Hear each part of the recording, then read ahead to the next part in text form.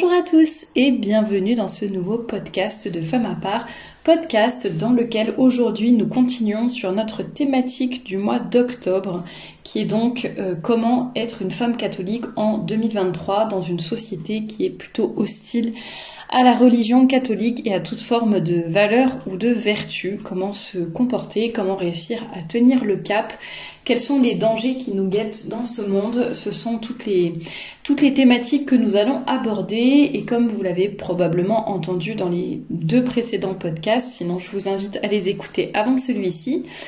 Comme vous l'avez probablement entendu, eh bien nous allons prendre 3 axes pour cette thématique, la foi, l'espérance et la charité.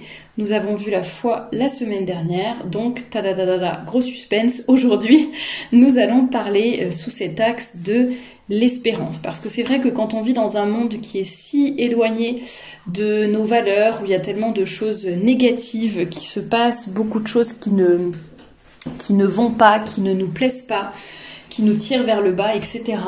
On voit que la situation s'aggrave d'un point de vue, je ne sais pas, d'un point de vue politique, d'un point de vue spirituel, d'un point de vue professionnel, etc.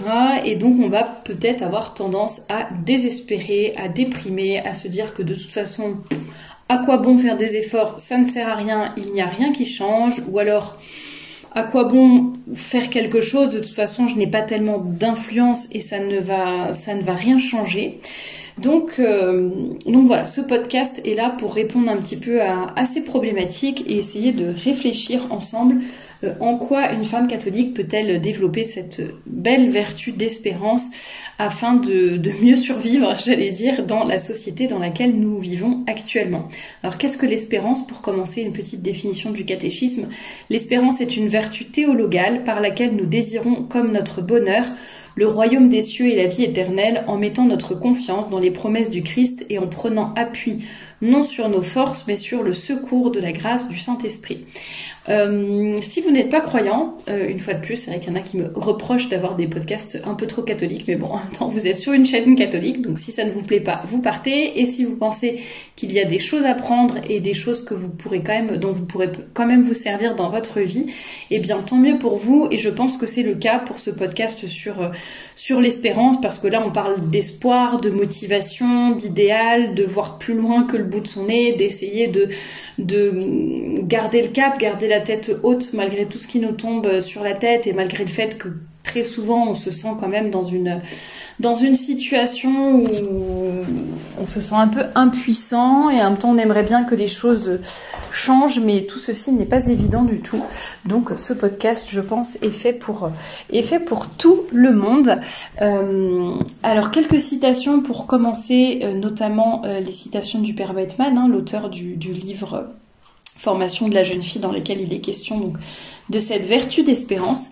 Il nous dit que il est dans le ciel une puissance divine, compagne assidue de la religion et de la vertu. Elle nous aide à supporter la vie. Elle s'embarque avec nous pour nous montrer le port dans la tempête, également douce et secourable aux voyageurs célèbres et aux passagers inconnus.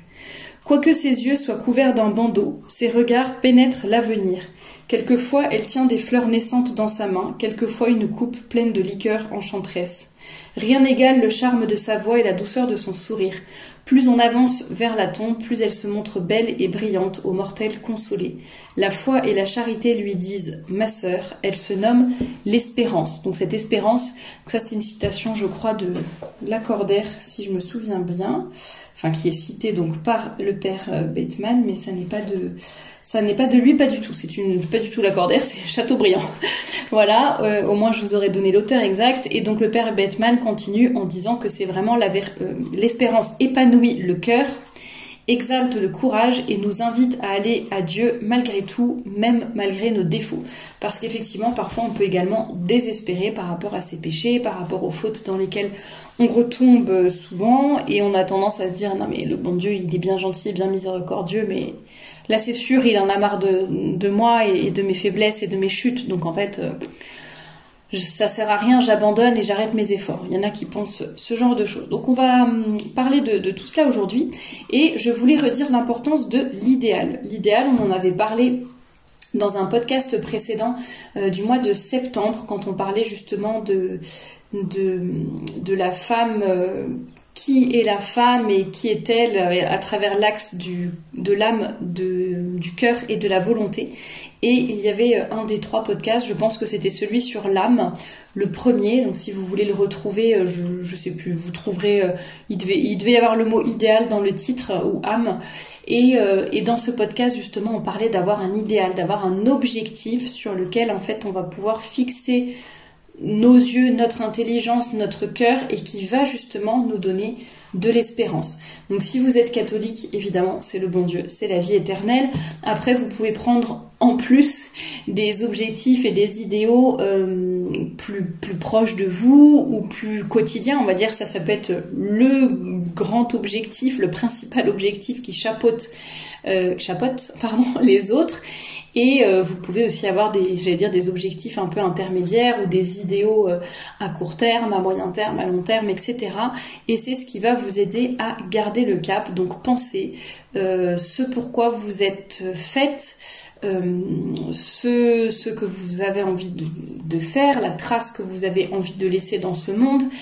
Quand parfois on est pris dans le flot de critiques, dans le flot de la médiocrité, un petit peu de ce qui nous entoure et qui nous contamine finalement, et puis on n'a pas très envie de s'améliorer, de faire des efforts parce que personne n'en fait autour de nous, et voilà, c'est pas très motivant. Eh bien, repensons à tous ces objectifs, repensons à ce que nous avons envie d'accomplir, au-delà de cette envie donc d'aller au ciel et retrouver le bon Dieu à la fin de notre vie. Mais en attendant, sur cette terre, que pouvons-nous faire? Quels petits objectifs pouvons-nous mettre en place pour atteindre ce bonheur final, cet idéal final? Voilà ce qui va nous donner de l'espérance au quotidien. Et si vous n'êtes pas catholique justement, et puis même si vous êtes catholique, vous pouvez vraiment avoir des objectifs aussi qui ne soient pas forcément spirituels. C'est pas bien sûr, tout doit tendre à votre sainteté et à l'amour du bon Dieu, mais ça passe par des choses vraiment très concrètes, quoi. Et pour moi, ça passe aussi par le fait de développer ses talents. J'en ai parlé dans d'autres podcasts, mais pour moi, la meilleure façon d'être fidèle à soi-même, de faire plaisir au bon Dieu, et en même temps, d'un point de vue vraiment tout à fait humain, de s'épanouir et d'être heureux, ça va être tout simplement de développer nos talents, de développer les dons qui nous sont propres. Et c'est ainsi que ce soit d'un point de vue vraiment purement humain, mais aussi spirituel, c'est là qu'on trouvera l'épanouissement, et c'est là aussi qu'on trouvera l'espérance, parce qu'on aura un bel objectif, de belles choses à accomplir, on saura qu'on a une touche spéciale à apporter dans le monde, et ça nous fera toujours grandir. Je vous donne un exemple, je prends souvent des exemples personnels ou dans mon entourage, parce que voilà, je parle de ceux que je connais, mais par exemple pour Femme à part, il y a eu pour la création, que ce soit la création du blog ou plus tard la création de la société, de la marque de vêtements. D'ailleurs, le lien est... J'en profite pour vous dire que tous les liens sont dans la description, je le répète pas toujours, mais allez voir le lien pour la boutique shop.femmeapart.com, le blog, la newsletter, etc., les réseaux sociaux, tout est juste en dessous de cette vidéo. Et donc, que ce soit pour la création du blog ou de ma société, de ma marque de vêtements, eh bien, il y a eu beaucoup d'obstacles. Des obstacles, j'allais dire, humains, des obstacles aussi extérieurs, quoi, des obstacles plus peut-être psychologiques, quoi, mes propres limites, mes propres forces, mon inspiration, tout ça. Et en fait, comme j'avais un objectif, ça m'a aidé à tenir le coup. L'objectif, c'était au tout début, quand j'avais que le blog, c'était de faire connaître, de partager tout ce que je connaissais par rapport aux vêtements. C'était d'aider les femmes à connaître leur morphologie, à s'habiller en mettant en valeur leur silhouette, trouver des choses vraiment qui leur conviennent, qui leur vont, dans lesquelles elles se sentent bien, mais des vêtements aussi qui reflètent leur dignité de femme chrétienne, etc. Et donc j'avais cet objectif-là qui m'a aidé à surmonter la fatigue, les heures de travail, toutes les critiques que je pouvais recevoir, les méchancetés gratuites, etc. Et bien quand on a un but qui s'élève en fait au-dessus de tout ça, eh bien on est capable de traverser les obstacles. Bien évidemment, dans mon cas, j'ai eu des critiques, mais j'ai eu surtout beaucoup de soutien de votre part, donc c'est sûr ça m'a aidé. Je pense que j'ai eu beaucoup de grâce du bon Dieu également, donc voilà, du soutien de mon entourage. Donc forcément ça joue aussi, mais j'ai vraiment failli abandonner un certain nombre de fois, et c'est justement d'avoir un peu ce but en tête, cet objectif qui a fait que je n'ai pas les moments où j'avais un petit peu une baisse de motivation, ou à me dire mais ça sert à quoi? Mais tout ça, pour avoir ces critiques-là, oh non, encore un obstacle, encore une difficulté, ça je vais jamais pouvoir le surmonter, etc. Mais en fait, justement, quand on se dit mais pourquoi tout ça m'arrive, ou est-ce que ça vaut vraiment le coup? La réponse était automatiquement mais oui, ça vaut le coup. Et donc ça, je trouve ça super motivant dans tous les aspects de la vie, qu'on soit entrepreneur ou pour d'autres projets, pour la vie elle-même. Je trouve que quand on a un objectif qui est plus haut que nous, eh bien ça nous aide, un idéal en quelque sorte, mais faut qu'il soit bien concret, évidemment, un projet concret, mais c'est ça qui va nous aider à tenir et à ne pas tomber finalement, ou en tout cas nous relever lorsque nous avons un petit peu une baisse de motivation, et c'est ça qui va nous tirer vers le haut tout simplement. Et c'est pareil du côté religieux, du côté spirituel, quand on a cet objectif du ciel en tête, eh bien certaines choses sont beaucoup plus faciles à surmonter, tout du moins on sait qu'on a notre ange gardien, le Saint-Esprit, le bon Dieu, tout le monde à nos côtés, donc forcément c'est motivant et encourageant. Et quand on sait pourquoi on fait les choses aussi, quand on fait des choses qui ont du sens, finalement ça va nous aider. Moi je sais que ma mission pour Femme à part, ça fait vraiment sens pour moi. Et du coup, en fait, quoi qu'il arrive, quoi qu'il arrive, peut-être pas ad vitam aeternam, mais en tout cas, pour le moment, voilà, je continue. Et si je décide d'arrêter un jour, ça sera pas à cause des obstacles, des critiques ou je ne sais quoi, mais en tout cas, voilà, le but est de voir plus loin. Et à ce propos-là, je voulais vous reparler de l'importance de la beauté. Alors, je veux pas que ce podcast soit trop long, donc je vais pas le focaliser sur la beauté, mais je vous invite à écouter les podcasts que j'ai déjà qui sont bien développés là-dessus, ou les articles que j'ai écrits à ce sujet. Vous tapez dans la barre de recherche du blog, donc femmeapart.com, barre de recherche, beauté, belle, beau, vous trouverez plein d'articles.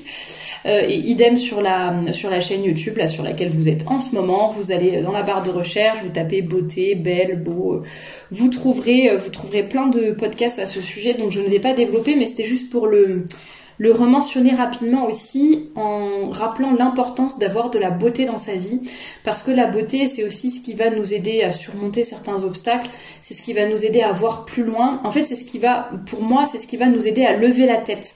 C'est un peu une image, mais quand on est un peu dans une phase de désespoir, de baisse de motivation, etc., vous voyez, moi j'ai tout de suite l'image de quelqu'un qui se recroqueville, qui baisse la tête, qui a le poids du monde, en fait, qui se courbe parce qu'il a le poids du monde sur ses épaules. Je suis en train de faire les gestes en même temps, vous me voyez pas, c'est pas grave, j'ai juste l'air ridicule. Bon bref, en tout cas, vous voyez l'image, on est vraiment courbé, recroquevillé, etc. Et au contraire, quand on voit quelque chose de beau, quelque chose de grand, quelque chose qui nous émerveille, on va ouvrir grand les yeux, on va avoir le visage qui s'illumine, on va regarder au loin, vous voyez, comme quand vous voyez un beau paysage, un beau coucher de soleil, vous regardez au loin, à l'horizon, et vous avez le cœur qui palpite, etc. Vous avez une espèce de paix qui descend tout de suite sur vous.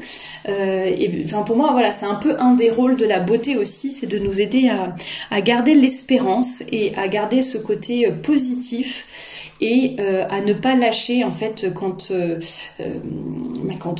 on n'est plus très motivé, ou quand on subit certains obstacles, certaines souffrances dans notre vie. Finalement la beauté va nous aider à nous relever. Et pourquoi? Parce que tout simplement la beauté nous parle de Dieu.